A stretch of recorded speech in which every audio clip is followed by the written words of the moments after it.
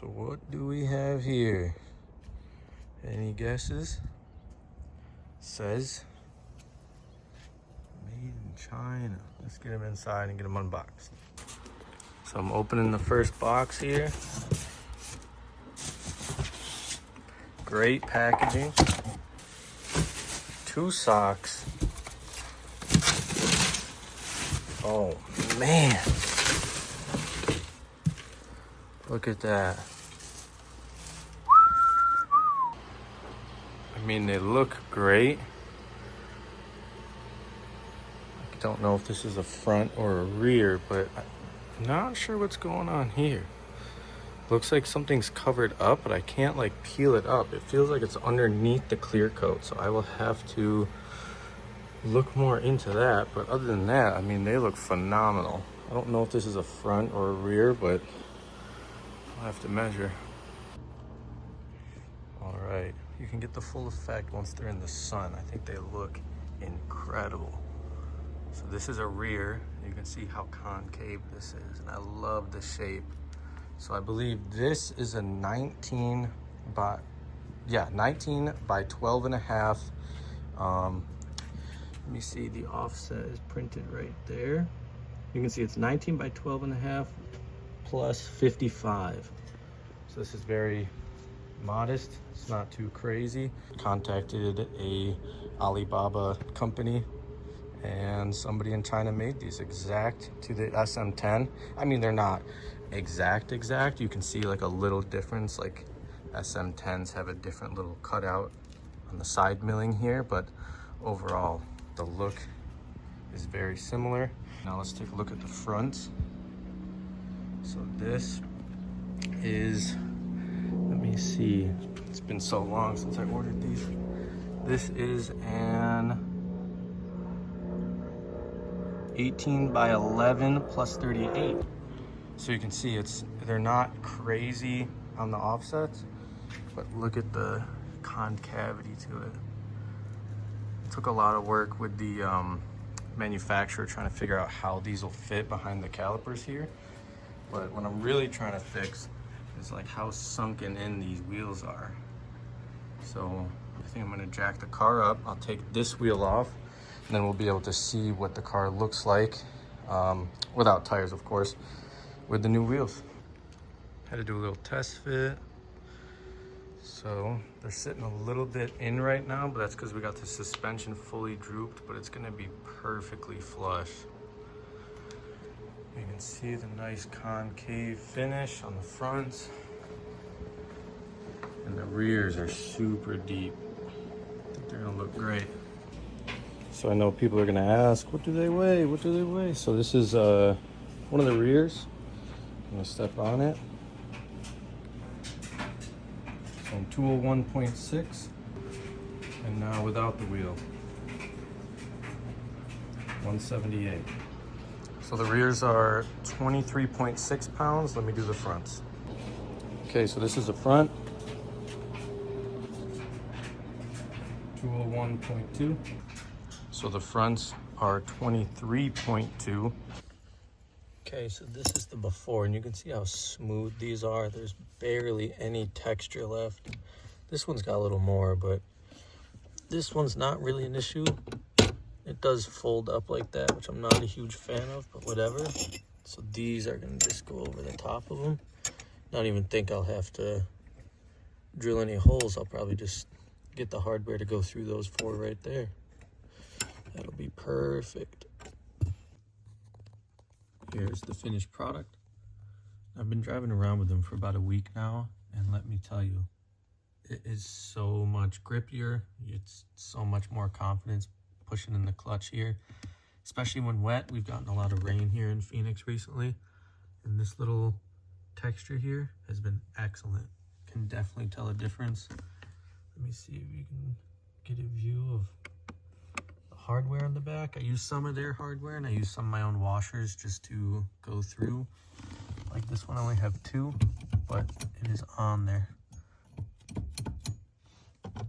Overall, huge improvement. Probably one of my favorite things I did. Just got the wheels and tires on. So here's the final look. Let's give you a nice little walk around. R888Rs. And now that I'm looking at it, I feel like the ride height needs to come down. I feel like I'm monster trucking back there. Look at that. This one's a little better, but still. I think I'll lower it just a little bit. Probably regret that when the bumps come, but overall, I mean, I love how shiny these are without being chrome. Just that nice machine silver look. These ride so much better than the Michelins I had on here. Drive straighter, smoother. Still a little greasy right now because I've literally put like maybe 5 miles on them. But yeah, check the offset. Absolutely perfect. It's flush. I like being able to see the tires stick out a little bit behind that mud flap. I think that looks killer. Let me know what you think in the comments. Okay, so it's been a couple of days with the wheels on the car. Absolutely loving it, but I think we're a little high. So let me get some measurements and I'll see from ground to fender heights and how much we should drop it. But here's the rear. Here's the front.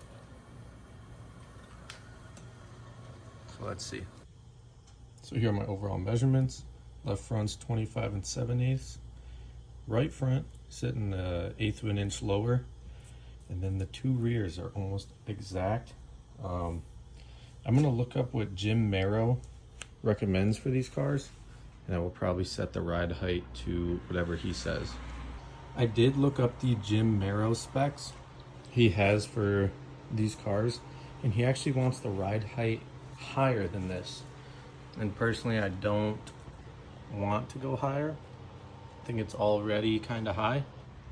So what I'm gonna do is probably just take it down an inch all the way around. Not sure how many turns that is on the stock bolts or if that's even possible, but we'll see how low we can go. Okay, so first wheel's off. That's what we're looking for there. That's the bolts that we use to adjust the ride height. So you can see the stock leaf spring there. So we're gonna need to take pressure off the leaf spring so that we can spin the bolt, and I'm gonna get some lube on that as well. Okay, just got finished adjusting those. I have 7 threads showing. On the other side I have 12. I don't know how much drop that's gonna be, so I'm gonna put the wheel back on, get the car back on the ground, and then see what kind of difference it made. Okay, so I originally had twisted them the wrong way, so it increased the ride height.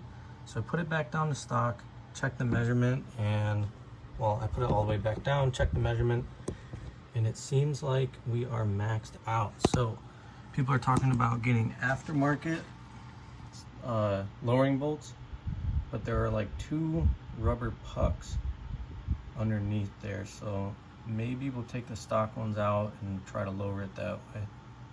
Don't know if you guys can see it, but you can see one of the pucks on the lowering bolt is removed. It's right here.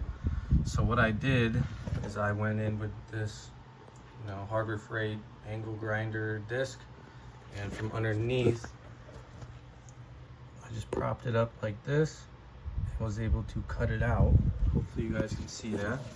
And then this is the part I just slid out. So you kind of get rid of half of your stock lowering bolt, but not all of it. So it still has another one of these rubber bushings, and then the bottom is just metal. So this is as low as it can go, plus 1 puck removed. And then I'm gonna put the wheel back on and see how low it is now. So here's the setup. I don't know if I got it in that earlier clip. So here's the setup. I'm using just a socket as a spacer. And then as you can see, here's the part I cut out. And I'm using this just like this. And I'm grinding it out a little bit at a time, and then rotating it with my wrench up there, and then grinding it out a little bit at a time. And it's just rubber. It goes pretty quick. It's pretty messy. I got rubber all over the floor, but it cuts it through, And you know, this beats buying inferior lower bolts than, you know, modifying your stock ones. It still has more rubber in there, so I think the ride will, you know, still be good. For reference, here's what it looks like before. So we're cutting out that section there, not the top section, but this middle section here, or I guess the lower rubber bushing.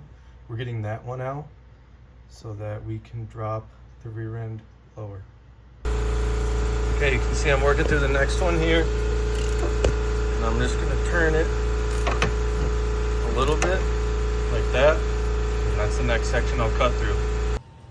Okay, you can see I just got the other one out. Let me get you up in here. Just gotta take my little spacer out. As for the front, I measured about, let me think, I think it was 5 threads on the stock bolts.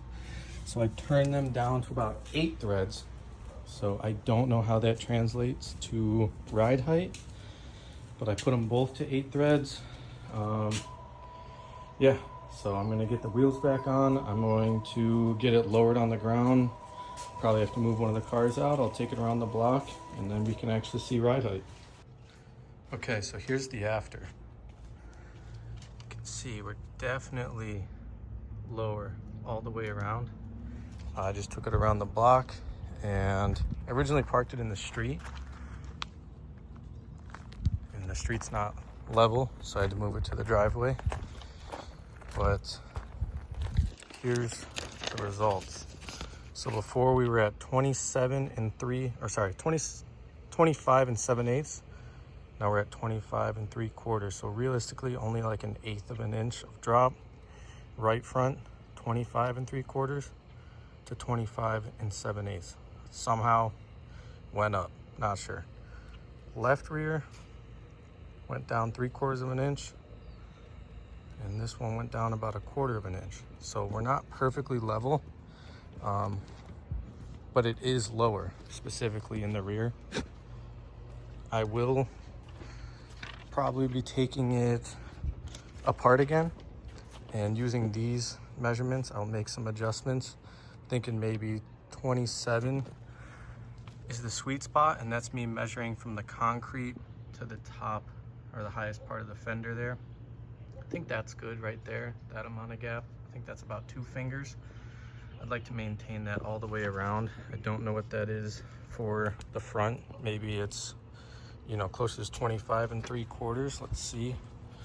Maybe it's closer to like 25 1/2, because you can see I have another 1/2 of a finger. So yeah, maybe take another 1/2 inch out of the front and make it, you know, 25 1/4 in the front, and then 27 in the back, because this side's definitely about 1/4 inch higher. Again, just over 2 fingers, can't fit 3. Let me show you this side. We got like a perfect 2 finger gap, almost no room. But yeah, so it is possible.